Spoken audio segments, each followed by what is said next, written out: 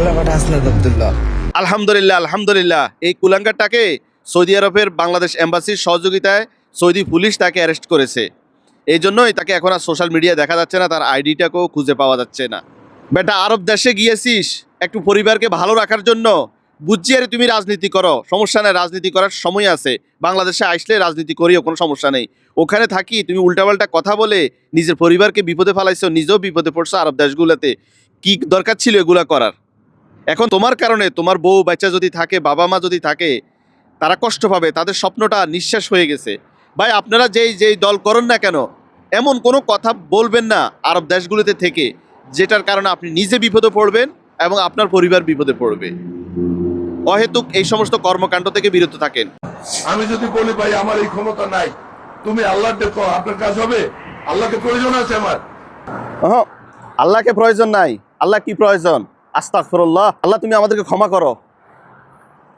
কত বড় জালিম হলে এই কথাটা বলতে পারে? এবার চিন্তা করেন, বিগত সরকারের আমলে আলেম ওলামার উপরে যে নির্যাতন হয়েছে, ভবিষ্যতে এর চেয়ে 10 গুণ বেশি হবে, মনে রাখিয়েন। যা শুরু করে দিয়েছে, বেগম খালেদা জিয়া বলেছে না যে আল্লাহর গজব পড়বে, এদের উপরেও পড়বে।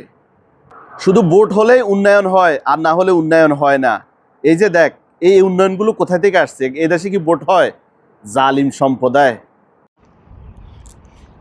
একটা মানুষ কতটা নিকৃষ্ট হলে সে এমনটা কাজ করতে পারে? তার বিবাহের অনুষ্ঠানের মধ্যে সে তার বন্ধুকে ডেকে নিয়ে এসে এইভাবে সবার সামনে একটা থাপ্পড় মেরে সে তাকে অপমান করছে। এর মানে সে বুঝাইতে চাচ্ছে যে সে নিজে প্রতিশোধ নিয়েছে, বুঝছেন?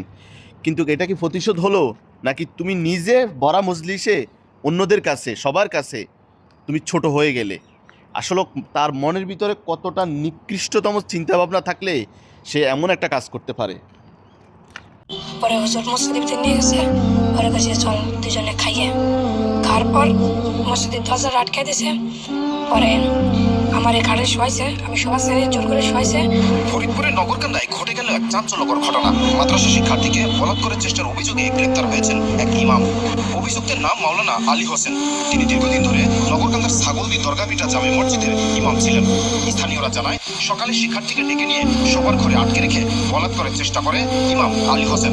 তারপর আমি আসলে নিউজটা দেখে হতবাক, কিন্তু চিন্তা করলাম যে এই মুরব্বিটাকে দেখা যাচ্ছে বয়স তো 70-এর কাছাকাছি বা এর উপরেও যাবে।